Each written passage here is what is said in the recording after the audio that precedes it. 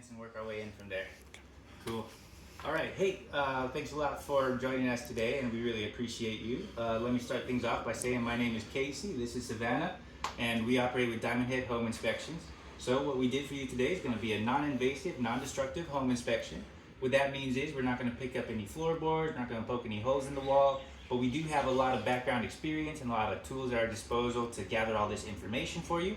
And in regards to that, we are going to go over a lot of information, but don't worry, because we're going to send you an electronic report that's going to kind of be the final word on all of this stuff.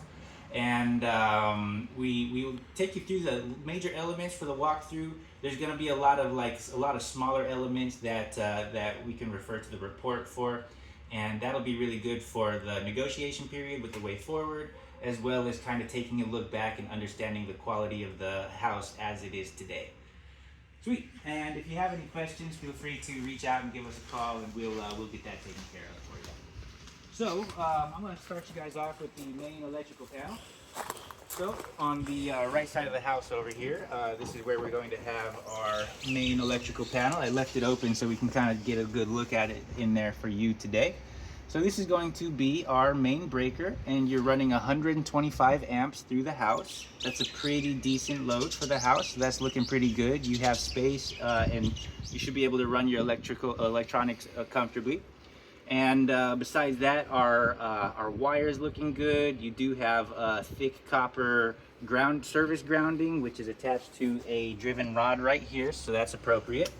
And yeah, overall, this is looking nice, clean, organized, and it's in good shape.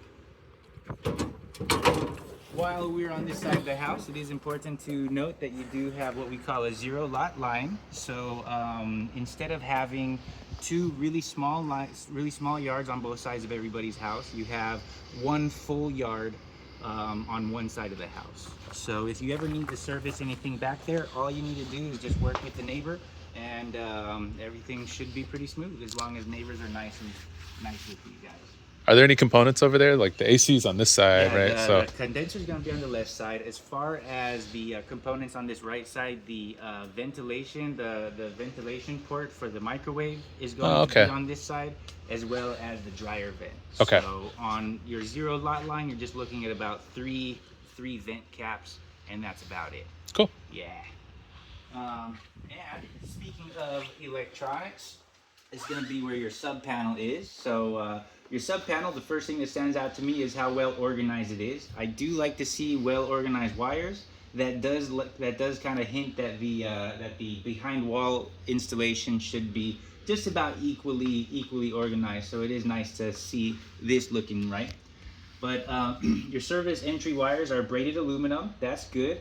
And you do have a lot of AFCI breakers, and that is code for starting in 2021. So when the house was constructed, I want to say it's a 2022 build. So this is building code for this era of housing. So you're looking good on that.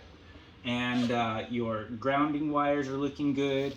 The white bonding wires, also good shape. And overall, the only thing I have to complain about is we do have one double tap wire right here. Double tapping is when you have two wires heading into the same breaker, and it just makes it easier to overload the breaker. A lot of times you'll see this on the lights and plugs breaker, mostly because the lights run through the ceiling, the plugs run through the lower areas of the wall. So it's pretty common. However, we do want you to be aware of it, so we mark it up. Do you know what those are powering? I would have to reference it. Typically it's just running through lights and plugs. Okay. Right in that area, we do have, it looks like garage, kitchen, and laundry lights, maybe, or It's a 7th something one down. like that. 7? One down. Garage and exterior plugs. So Okay. that makes sense because one circuit would be inside the garage, and the other wire would be routed around the exterior of the house. So Okay. that is intuitive of what's going on right there. Cool. Sweet. And as far as our garage goes, I'll turn it over to Savannah for the garage elements. So garage is looking good. Door operates, opens and closes. The photo sensor lights down here, they're looking good. Operated. I throw my foot out, and it went right back up. Even pressure test it with my hand, and as soon as it hit my hand, went right back up. We do have a belt on our opener. They don't last as long as a chain, but still good, still great. From my experience, belts last about 25 years. That's a long time. Cool. Great.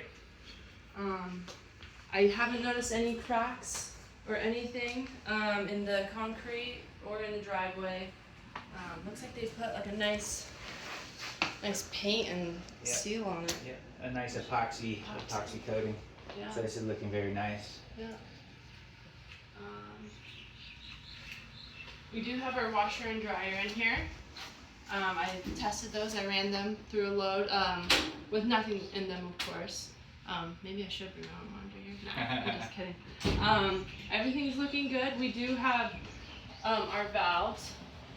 Our hoses are rubber, and they usually they're under like a lot of pressure. So we like to see more of a is it The steel? braided, steel braided. Still braided for Okay. these, but these are still acceptable, but just something to note. Yeah, the rubber hosing, it does not stand very up to the test of time very well because it dries, it cracks, it bursts when you're on vacation. So having a little bit of a more reinforced hosing will be much safer in the long run. Okay. Yeah. Shut-offs were working. Shut-offs are working. Yep, and our vent comes out here for our dryer and comes outside into that that lot, the zero lot, neighbor line, lot. the neighbor's lot. Okay, Yeah. cool. So if you need to do any, clean it out, you'd need to talk to your neighbors. Cool. To clean out the lint trap and whatnot. Here we have our water heater. It looks like every house here has a solar water heater on top. So that's gonna be all of these. So far it's looking pretty good. We do have our TPR valve, which is a temperature pressure release valve, and if we get too hot, it'll release, and it looks like it just comes right down here and then straight down back here. So it drains into. It will just come out here. Gotcha. Yeah, Okay. if something were to happen. Okay. Fortunately, it is an emergency system, so more often than not, it'll be dormant. But if it ever needs to be used, it is installed correctly, so it does terminate near the ground, so no one will get sprayed in the face with hot water. Yeah. Appropriate. Yeah. And the insulation's looking good, so we're keeping our pipes nice and in a good temperature. And I think the rest right here is all solar water heater, and that's kind of if you were need to get like a second opinion about. Yep. When it Because comes it's when it comes to solar elements, especially when it comes to the electrical solar panels, since they are installed and under warranty and stuff like that, it's a good idea for us not to open the box and do like a formal test of the solar systems, because we can actually void warranty just by cracking the seal. But as far as our drone footage goes, as of the day, it looks like your panels are in good shape, and it looks like the photo cells are also operating well. Cool. Yeah. You guys imagine that this was installed probably when the home was built? Since Okay. year 2019. So it's Manufactured date, though. Manufactured Yeah. 2019. So it must have Yeah. sat around on the shelf for a Little while. bit. Yeah. And it, 80 gallon? Yep. 80 gallon? Okay, cool. So it's good size. Yeah. You feel like that's fits the home? 80 Okay. gallons would feed the plenty of showers in an hour. Yeah. Excellent. All right, cool. Speaking of water, we do have our main water shut-off valve over here. It's just in this wall. Okay. So there's just this cover plate, and you just pop it out, right? Main shutter water shut-off valve. And this is our pressure regulator, which is going to, if you need more pressure in the home, Okay. you'd tighten that, you'd mess with that. We did test the pressure, and I think we're looking at 58 psi, which is pretty good. We want to be somewhere between 40 to 80. Okay. So 58 is probably Cool. right in the middle. And then how was temperature since we were not? Yeah, temperature's looking good. I think I reached about. Let me look at my photos to double check. Cool. Yeah, we used our FLIR and infrared on the water and all the temperatures of everything. I'm looking at 118, so that's pretty good. Nice. We want to be somewhere between, what is it? 116 to 122 is our Yeah. acceptable Oh, range. perfect. Yeah. Okay. So that's also like right in the middle. 116 degrees is when it starts to kill the bacteria, and 122 degrees is when it starts to hurt your hands. Ah, okay. That being said, some people really like really hot water, so if that's you, you do have a temperature control on the water heater itself. If you did like the burning hot showers. Gotcha. Yeah. So that is a personal preference thing, but 116 should be the minimum. Cool. For bacterial reasons. Yeah. Is that Great. about it for our garage? Yeah, garage is looking good. How's the fire door? Do we have a fire door? Yeah, that's fire self-closing? door. Cool. So we are fire rated. For 20 minute rating without hose strain. Cool. And it is self-closing, Sweet. which is very good. Awesome. Outlets out here, are they GFCI protected or? Because of how much stuff is here, I honestly could not locate. Okay. Could not really locate an outlet out here. That being said, all of our other elements, we have the exterior outlets, the kitchen, bathrooms. So the GFCI ground fault circuit interrupter outlets, they are in all the appropriate places. Cool. I honestly just could not locate around the perimeter, but I would be very surprised. I don't know If there was not. That one's typically not because of the guard. Actually, a lot of times they tie that one in sequence, but it doesn't have a button on it. Okay. I would be very surprised if they were not present and not testing appropriately, because every other area present, they were running correct wiring, and Considering when the house was built, yeah. Yeah. yeah. Okay. As well.